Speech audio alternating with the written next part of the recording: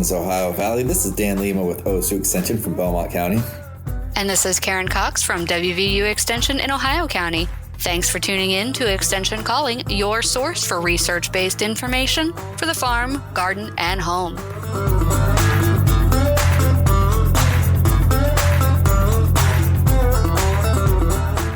Hey, we just wanted to say thank you to everyone who has sent us an evaluation. That information is so very important. We are still looking for feedback from our listeners. So if there's a show that you've listened to that has really helped you, then please feel free to go ahead and fill out that evaluation again and just let us know how you're using the information for the show. Yeah, let us know how our show is helping you, whether it's a major thing, whether it's a little gold nugget you're able to get out of it. We try to mix a lot of our experiences with the show and just want to know how it helps you out. You can fill out these evaluations as many times as you want. And also, you can use those evaluations to tell us if there's a topic that you would like us to address. So we do welcome that. And we're always looking for new ideas on things that you feel are important. So let us know what you want to learn from our show. You can find the evaluation online at https://bit.ly extension calling evaluation. And that is https://bit.ly, so that's bit.ly, extension calling evaluation. And extension calling and evaluation all need to be capitalized, but those are the only caps you need to worry about. Or you can just call us at the office. You can reach me at 304-234-3673. That's 304-234-3673. And you can also contact me at 740-695-1455. That's 740-695-1455. Hello, Karen. Hey, Dan. Welcome to spring showers, and hopefully we get some Mayflowers.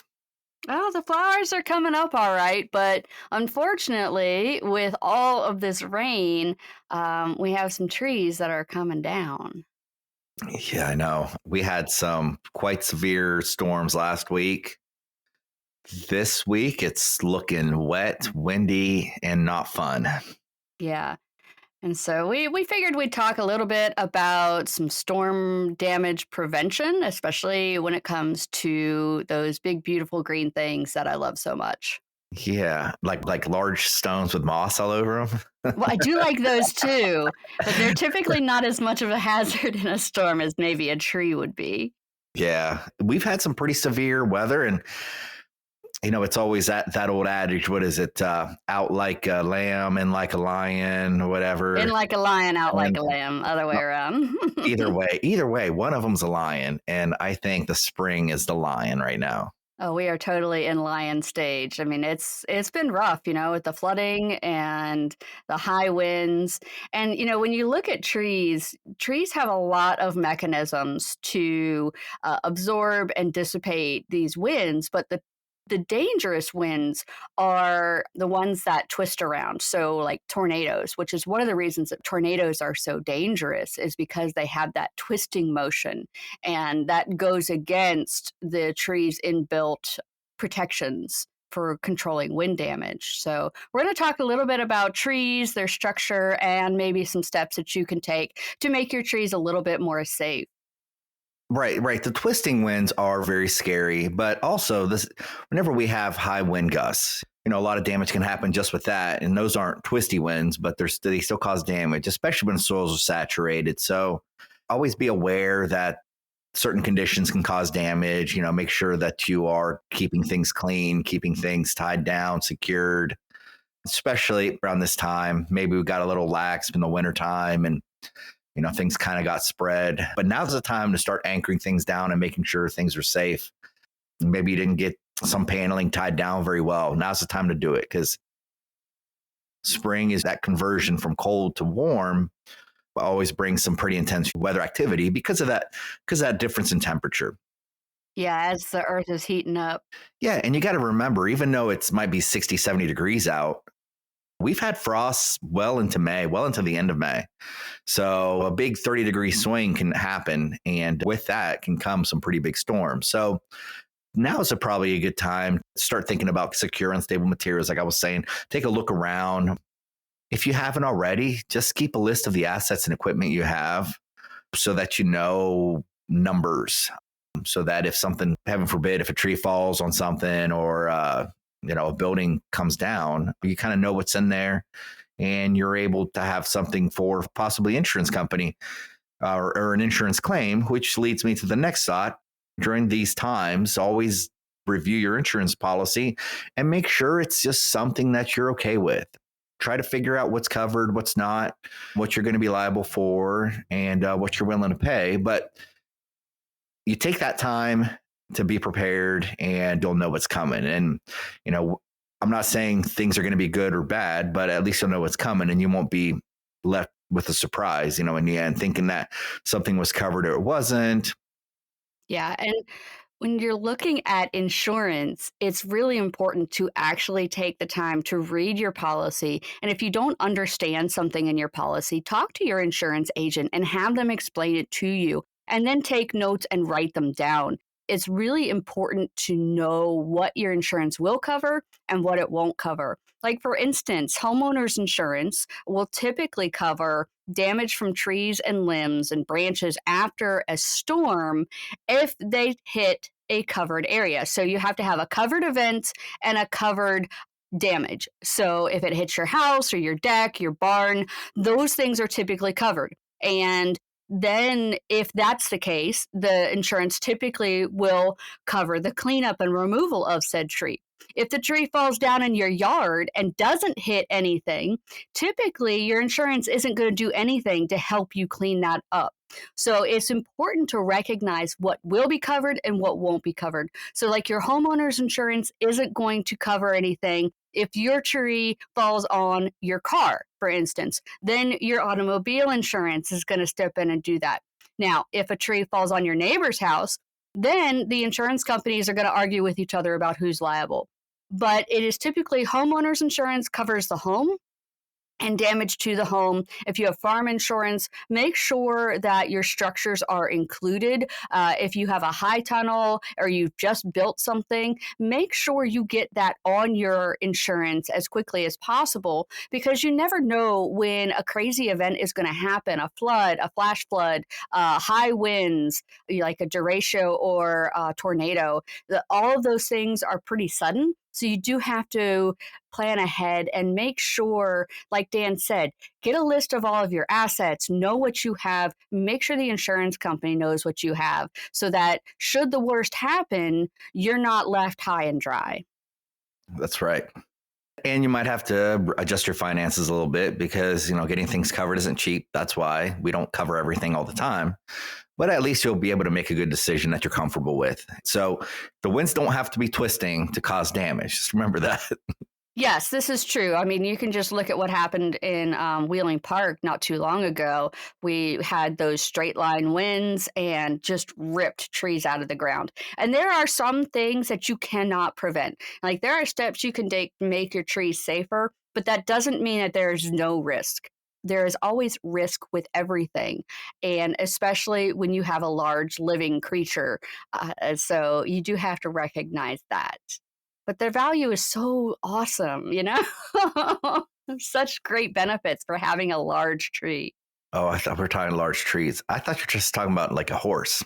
No, no, but that is, just on that topic, we're talking about tree damage. Always, especially after a storm or some high winds, check your fences, just make sure that everything's good. Now's a good time to do it. Now that we're going to start moving cows, we're going to start moving livestock. You might have had damage months ago that really didn't get noticed, that didn't really impact you. But now that we might start moving our animals, is a good time to start checking fences. So drive the perimeter, check the fence line, especially after a storm. Just make sure that where you're putting your animals is going to be safe and secure. Yeah, watch for downed limbs from things like cherry trees that can poison your livestock should they eat them when they fall. and also recognize that, at least in West Virginia, the livestock owner is liable if your livestock get out onto a road and cause an accident. So you do have to do due diligence to make sure that your livestock are where they're supposed to be. And, if you have a neighbor who has cows out, it's always great to call them, make sure that we're keeping track of things and help each other out. And if you don't know your neighbors at that area you're driving through and you see one, call the sheriff. Let them know where you are. Let them know what you see, him or her. And, they can contact they're going to know who lives around there, and they might know exactly whose animal that is. So do your part and you might save somebody's life or prevent a bad accident. Yeah, you might save the animal's life too. But yeah, other living things that don't move around so much, trees. So a lot of times we get really nervous with large trees and storms. And there are a lot of tree companies that will come out and say, hey, let me prune your tree so it's safer in a storm. And, we get nervous. And so we come out and we maybe hire them to prune our tree because they say it's going to make it safer. But we don't know the full details of how they're going to be pruning this tree. So we end up getting a tree that is improperly pruned, grows a whole bunch of sprouts, and now is even more dangerous than it once was. So I want to emphasize that when you have a mature tree with healthy branches, they are typically safe during wind events. The trees develop something called, or hardwoods at least, develop something called tension wood. Conifers typically use compression wood as a structural support system. But when the trees are exposed to winds and they're constantly moving, they develop stronger cellular structure to react to that wind. And when you have a branch with a lot of little branches in it, then each of those leaves, each of those twigs, each of those stems, each of those twigs and limbs all are absorbing and dissipating that wind energy as it flows through the crown. And if we take out the little teeny branches, then we lose that little portion of that branch's mechanism to absorb and dissipate wind. So it's important when you are looking at a tree. The most important thing you can do in the crown of a tree in an urban or suburban environment, or open grown environment, we'll say, is to make sure that it is a symmetrical crown. So not so much thinning it out as making sure it is balanced, because that is going to reduce the torsion or the twisting that the wind puts on the main stem. But having those smaller branches in the crown isn't necessarily a bad thing, because it's not like a solid entity like a sail on a ship, because each of those little things is moving and flexing and absorbing and dissipating energy. Now, recognize that the most important thing when you're looking at a tree's stability in a storm isn't what's above, it's what's below. So we mentioned earlier that the soil is really saturated right now. And in our area, with the high clay content of the soil, that means that it slides really easily and it loses its ability to hold on to itself. That's why we say things like, don't drive your tractor in a wet field. Don't use your lawnmower right after it rains. Don't park in a wet lawn, because all of those things are going to compact the soil. And it's more dangerous when the soil is moist because it slides so much easier. And so from that perspective, when you have a root plate that goes out around the tree and you have soil that's no longer structurally sound, that's when we start to get things like trees that fall off the hillside or soil that falls off the hillside. I know we had a couple mudslips recently from all of this heavy rain that we've had. And so it is important to recognize that it may not be the crown of the tree that's causing the most danger to you, but it's what you're doing in your lawn or in your yard that could be making your tree more dangerous. I know it's hard to fix something like that, a large tree maybe too close to the house. But, now's the time as people are buying trees. There's a lot of tree sales going on. Now's the time to really plant that in the right place too. So, Mm-hmm. keep in mind the proportion of a tree versus the size of your house. And, um, it's all the trees look the same when they're about 3 or 4 feet tall. Like you really don't think about it. I've seen small fruit trees that, they're the same size as like oak trees. And, because you're buying them at a nursery and they're all going to stock about the same size and they know it sells and Mm-hmm. they know what people like to handle and what's easier to transport. And that's actually all about the same size. So you don't really notice the difference that it might have down the road unless you think about it. So take the time to pause and think about where you want things and what problems can happen. Yes, impulse buying trees is bad. Do not impulse buy a tree. Well, I mean, just know what you're getting. Just put some thought in the hole that you're digging, I guess is the best way to put it. You can sometimes Figuratively and literally. sometimes we're gifted trees, Mm-hmm. Sometimes people are like, hey, I got this tree. They had a good sale. I thought you might want one. And that's such a nice gesture. And I think you would agree with that, Karen. Yes. But then you have to put it in the right place, right? That's right. One of the things that I kind of want to go back to, we didn't really use this word, but topping trees, right? Where you kind of shave off the top and you get a lot of rapid growth and it's full and it looks good. And it's not recommended because those branches aren't very secure there. So one of the things that I've heard from you several times, and I think it makes a lot of sense. I know it makes a lot of sense, is it's not good to do it, but once it's done, it needs to be done on a regular basis because those are the weak branches. And it's just so fascinating, it's how fast trees can grow. You're thinking about those massive root systems that we're talking about. We're talking about all these sources, like the amount of canopy that's there to support these rapidly growing new branches. In a few years, maybe 3 or 4 years, they get quite large. They're not anchored very tight. So when we talk about wind gusts, when we talk about possibly even tornadoes, those things can rip off the tree and they can be substantially large because the tree can grow things very rapidly, especially after a topping event. So keep that in mind. Once it's been topped, be aware that those branches are not very strong and it should probably be maintained small. That way they're not doing too much damage. Right. And there's no good option at that point is my understanding. So there are opportunities on some trees that have been topped to restore a healthy crown, but it is a long and arduous and expensive process. An arborist procedure. Yes, yeah, you have to have a really good arborist.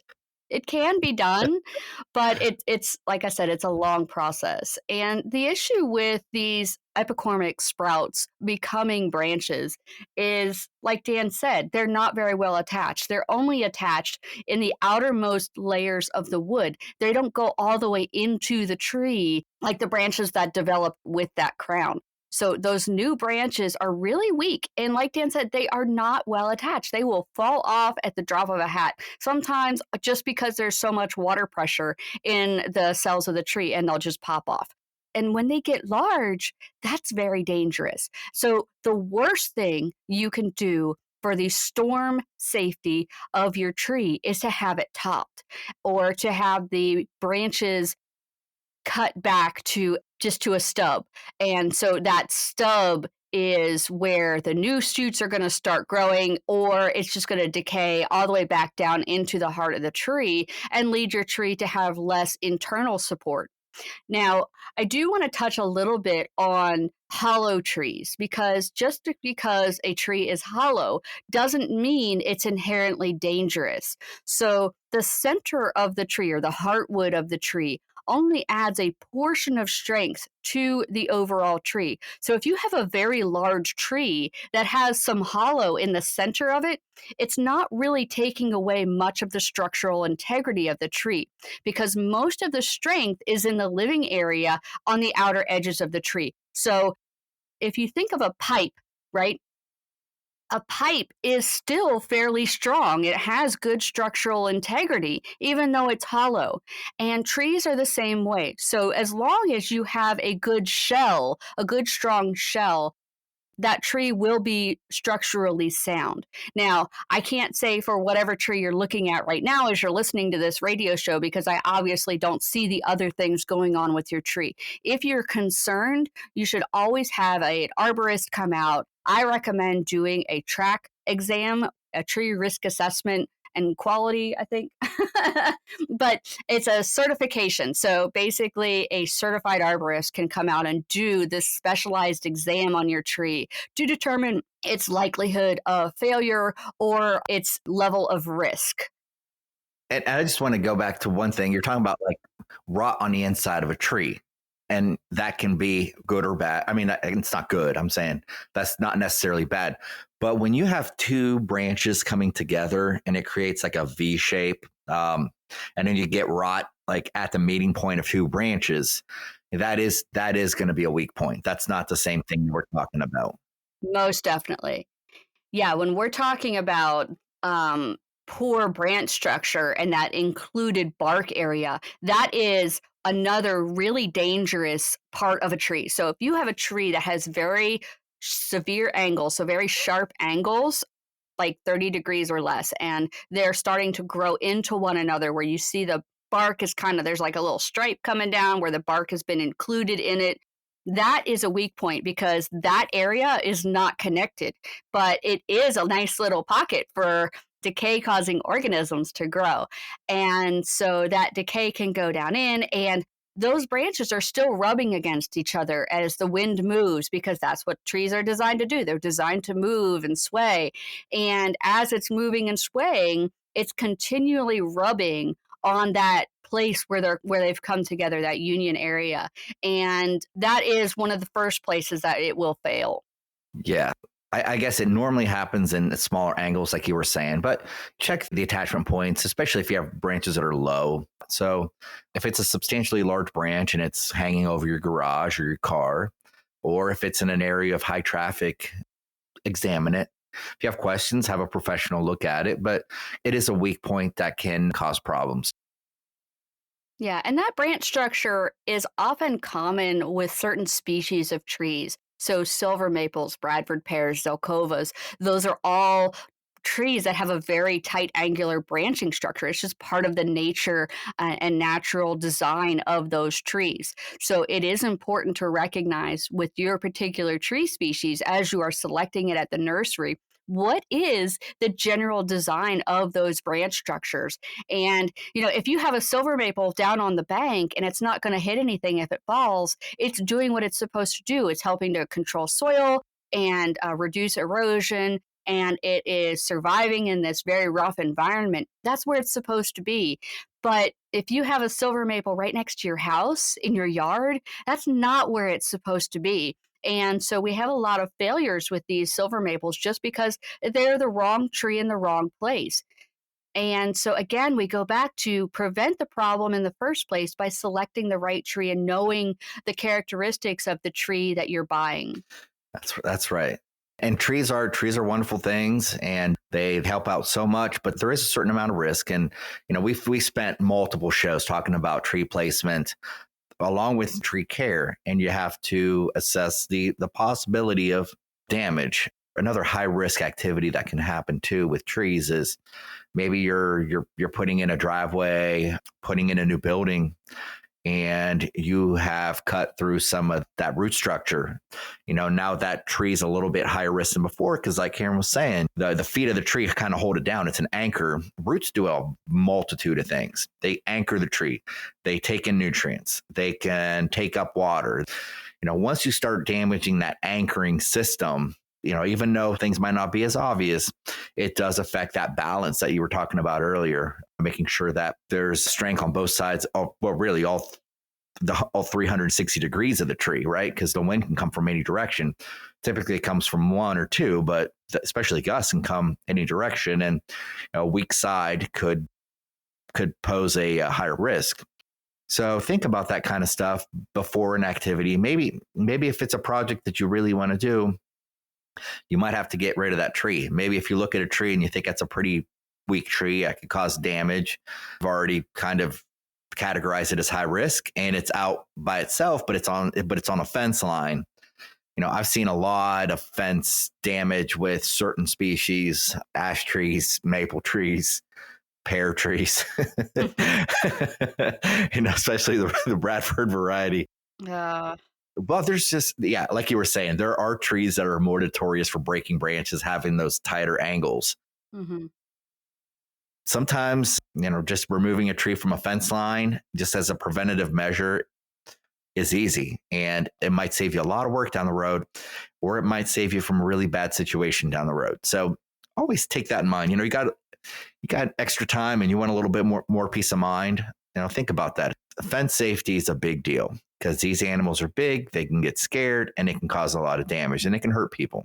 It's true. That's very true. Yeah. Keeping the cattle in, or the sheep or the goats or whatever, it's important. That's your investment for your farm, and losing that investment is a huge impact. But even in an urban and suburban environment, one of the biggest things people do is they fix their sidewalks, right? And so you have a tree growing right up next to a sidewalk, and the sidewalk's buckled because the tree roots have pushed it up. When you are looking at a situation where you're going to cut the tree roots right up next to the sidewalk so that you can repair the sidewalk, you really need to consider at that point if you should be removing that tree instead of maybe making a bump out around it. Because by cutting those roots, you are doing two things. You are removing its ability to absorb nutrients and water from the soil for approximately 50% of the area around it, maybe more percentage of its root if it's right up next to a street on the other side. And then you are taking away the architectural structure of the roots. Then you are cutting the roots that are actually making the tree stable. And that wide root plate does a lot to keep the tree standing. And when you cut it off, you are drastically increasing the risk associated with that large tree in your yard. And so if you have to cut the roots underneath the drip line, think about how close you're getting to the tree. And if you are going to be right up next to the trunk, there may be a situation where instead of fixing the sidewalk, you need to remove the tree and then fix the sidewalk so that you are not increasing the risk associated with that tree coming down in a storm. Because like Dan said, the wind changes, it gusts, and those dynamic wind forces are the ones that are responsible for most tree failures in storms. That's right. And trees are wonderful to have. And besides placement, that's maybe 85% of of a good decision with a tree. There is managing as well. So just kind of knowing when a tree is at higher risk, do your best to mitigate risk. So take good care of your trees, take good care of your soils, and make sure that your insurance is going to cover what you think it's going to cover should those preventative steps fail during a significant storm. Thanks for listening to Extension Calling. This show is a collaboration between OSU Belmont County Extension Educator Dan Lima and WVU Ohio County Extension Agent Karen Cox. If you'd like a transcript of this show, contact us at the office. Also, let us know if you enjoy the show by ranking us on your podcast app.